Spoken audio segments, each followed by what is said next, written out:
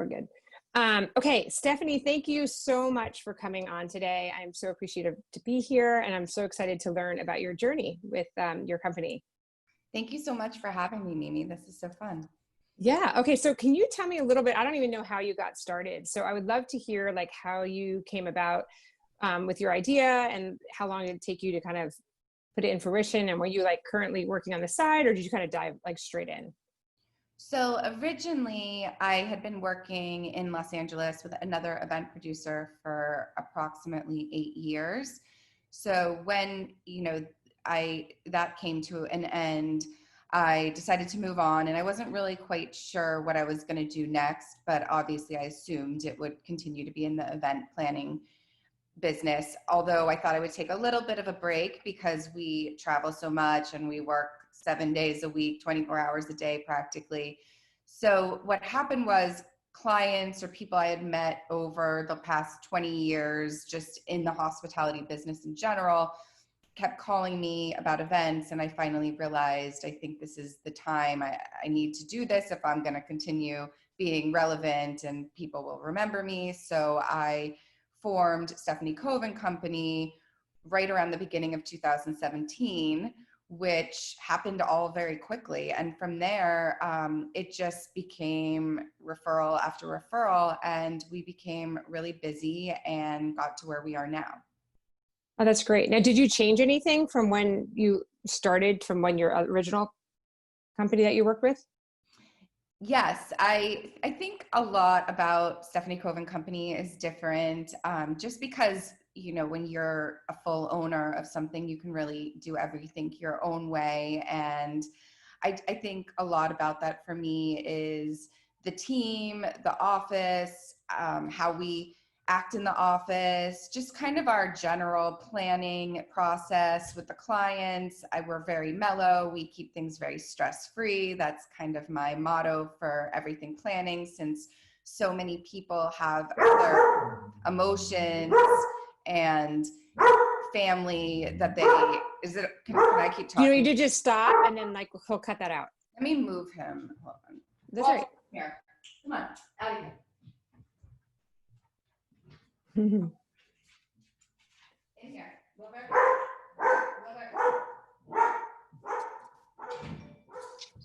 This should be better. I like put him in a room with the door. That's fine. And if he does, actually I don't even hear him now. Okay. So great. just go back to the part where you were saying about what was it saying? You were saying you were listing like family, Oh, okay. Okay. Ready. Yeah.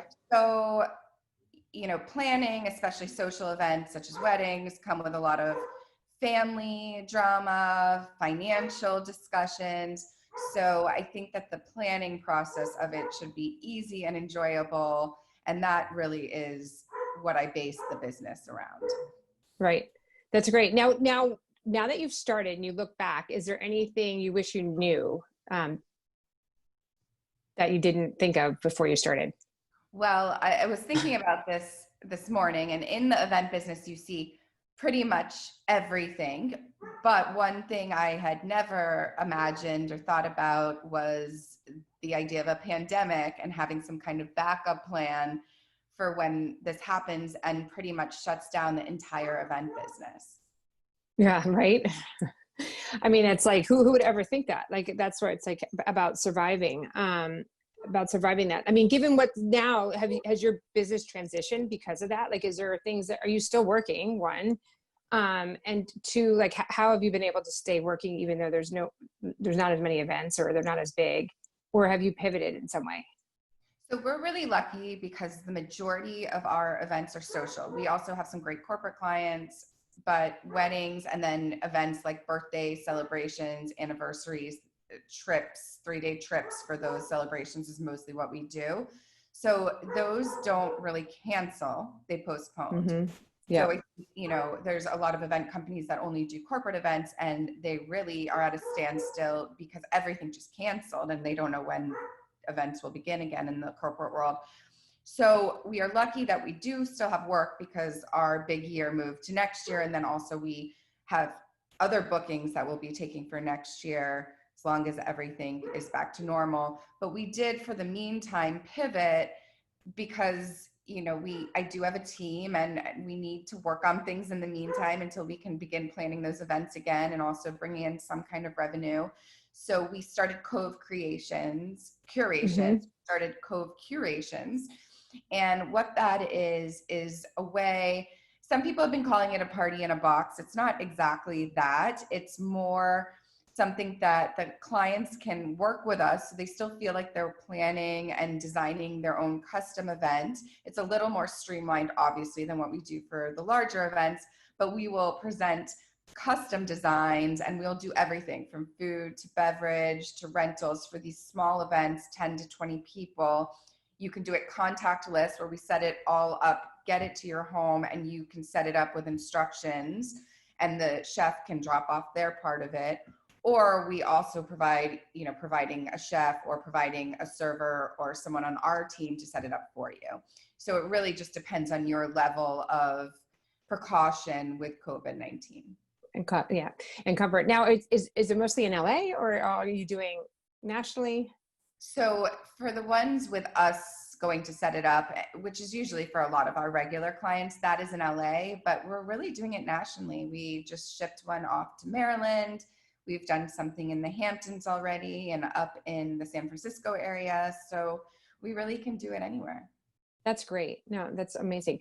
So I have a lot of people who graduate and they think, you know, entrepreneurship is so trendy right now and everyone wants to start their own thing without really thinking through the whole process. And I kind of always say to people, you should definitely have some experience under your belt before you dive into whatever you want to start. I just wanted to see your opinion on that. Like if people have an idea, should they do that right out of college or forgo college? Or do you think like building a network and building, you know, some kind of a, you know, expertise before you jump in?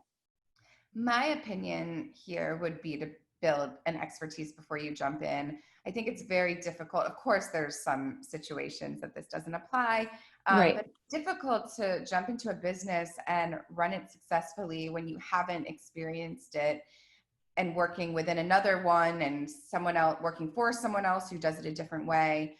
Before I got into event production, I always knew I wanted to be in hospitality, but I first worked in 5-star hotels within the hotel, learning the different departments. I then, after college, studying hospitality, but also psychology, I went to DC and I worked for restaurants there in food and beverage, and I did events, and I ran a restaurant as a manager for many years, worked with the kitchen, worked with the servers, learned how to respect people who were older than me, how to do the numbers every night, how to close a restaurant and have that big responsibility on you.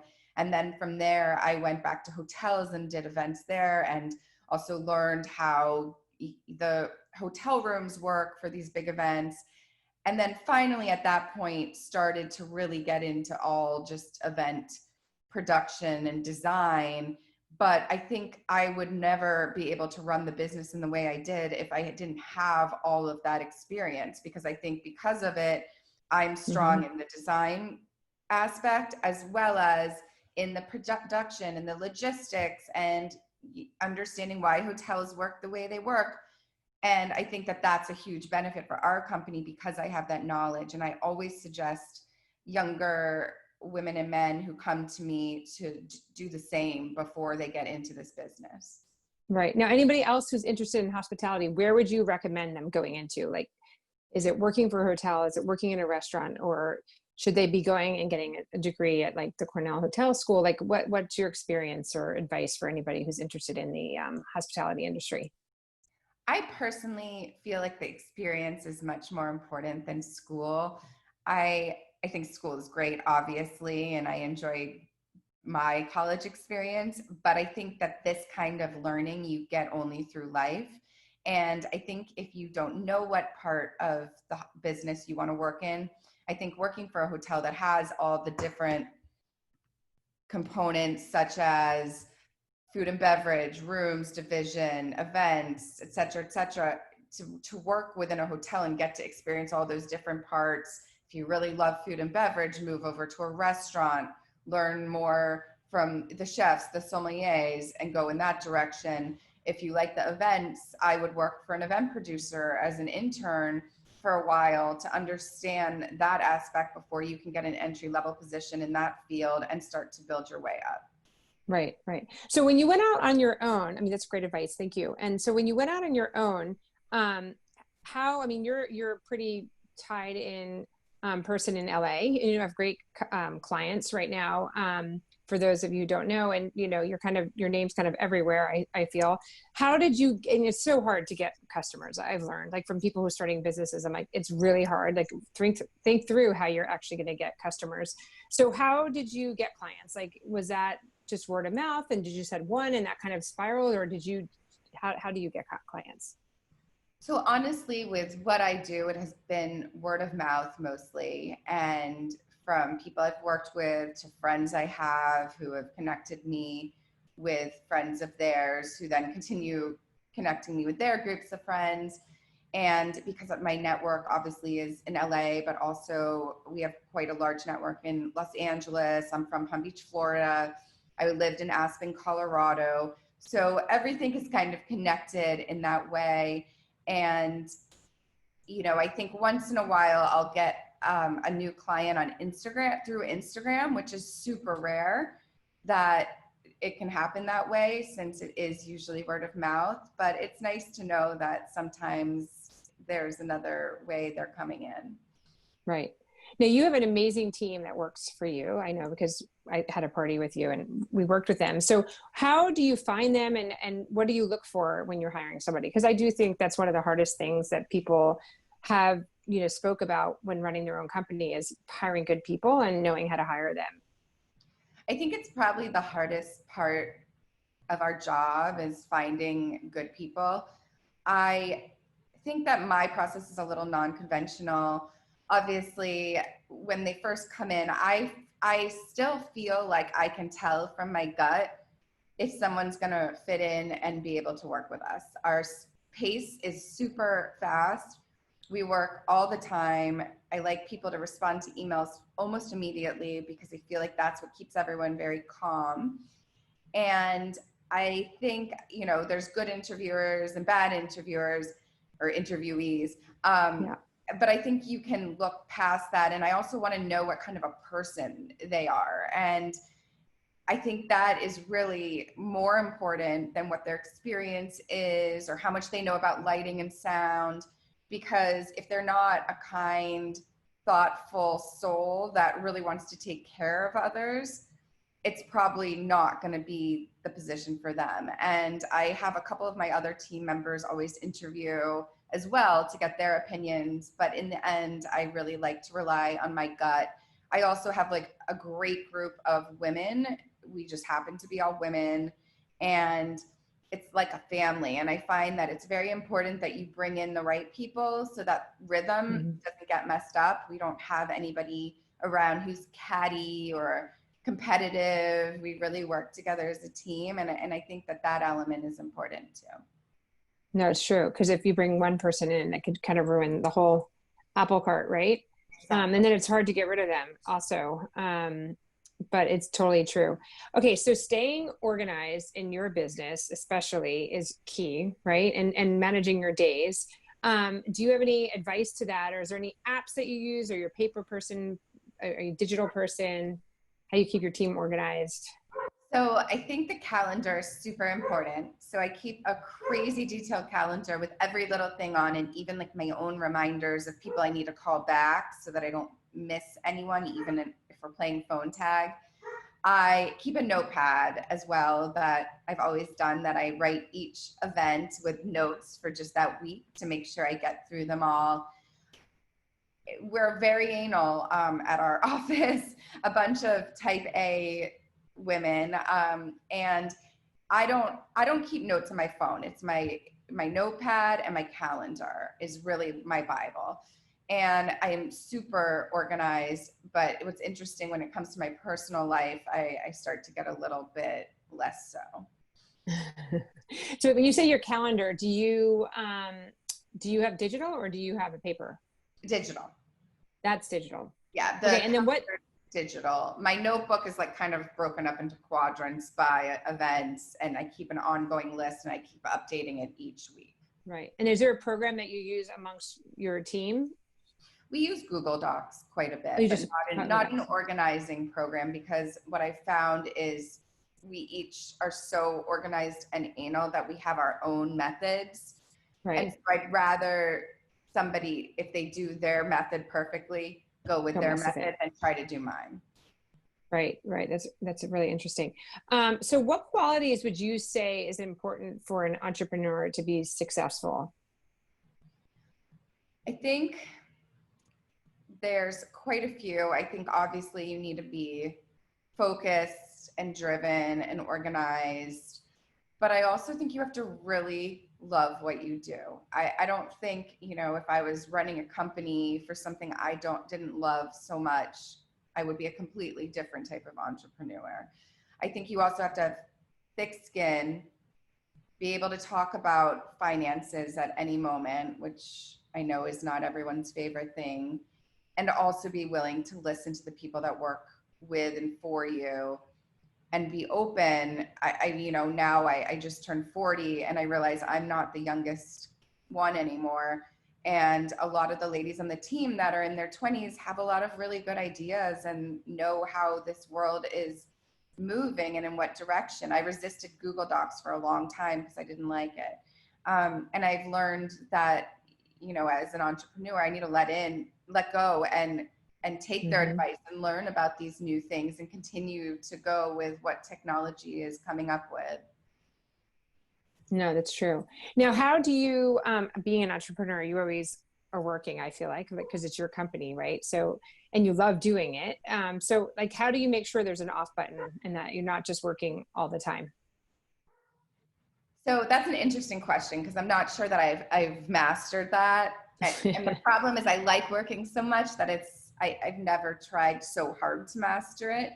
I think right now, because of COVID and being home for months straight, which I don't think I've ever been home for more than 3 nights at a time in 12 years. Wow. So I've definitely made some really good habits for myself in exercise and eating and personal time that I am going to try and carry over when life goes back to some kind of normal and events are back again. So I think that those methods will be putting it all away at a certain time, deciding that at 8 o'clock, there's no more phone messaging and calls with clients, and perhaps my phone doesn't need to sleep right next to me all the time. So those are the things I'm actually working with as goals right now, because I never really set any before. No, it's true. Now, did you always think you were going to be an entrepreneur, like doing your own thing, or this kind of happened upon you?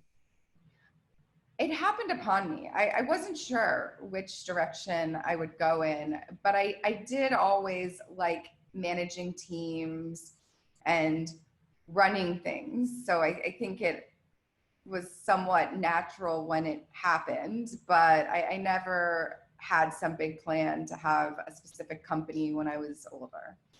Right. No, it's true. How about, I know I didn't give you this one as a heads up, if you feel comfortable answering it. Is there any big fail? Like we all fail, right? Entrepreneurs, like everyone fails, and that's how you learn. Is there any big like fail, and you don't have to mention any names, that you would be like, oh, I don't even know if I'll be able, this is a big one. Like, I'm so embarrassed. I don't know if I can keep going on from this, or. So no, not quite like that. And I think that's somewhere that the best comes out with me when something starts to go wrong. I never want like a client to know anything goes wrong. But for example, if a generator is about to go kaput, to me, if in the middle of an event, a generator stopped, that would be a huge fail. I would be so incredibly embarrassed.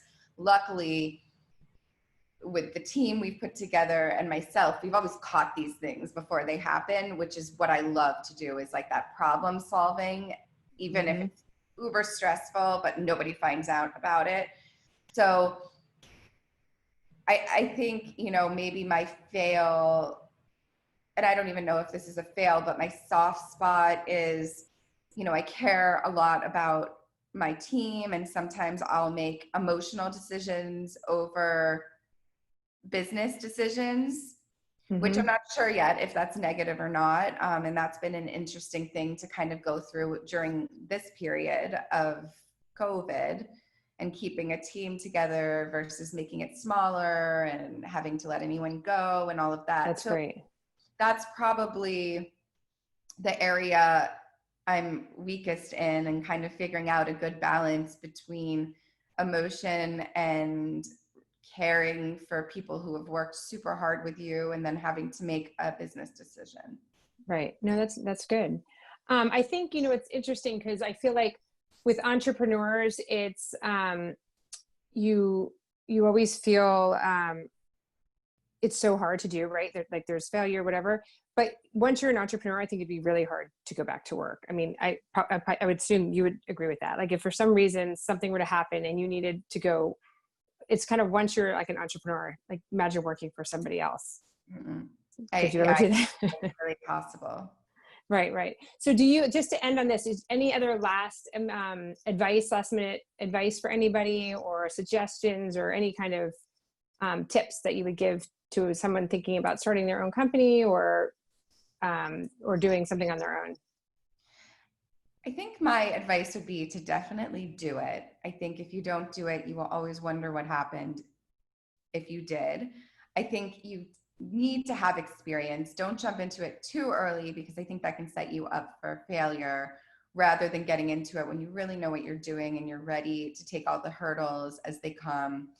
I think have a backup, always have a backup, save for an emergency, and always surround yourself with good people. I think that for every successful business, there's an amazing team behind it. It's never just one person. That's great. That's great advice. I love that. Stephanie, thank you so much for coming on. I really appreciate it. And I just admire your business and the talent and creativity that you guys have, and you bring to every event that you did, to my event, for my event, and the other events that I've been to in LA. They've been beautiful, like unbelievable. So Thank thank you. you so much for coming on. Hopefully we'll be able to all party again together soon. Yes,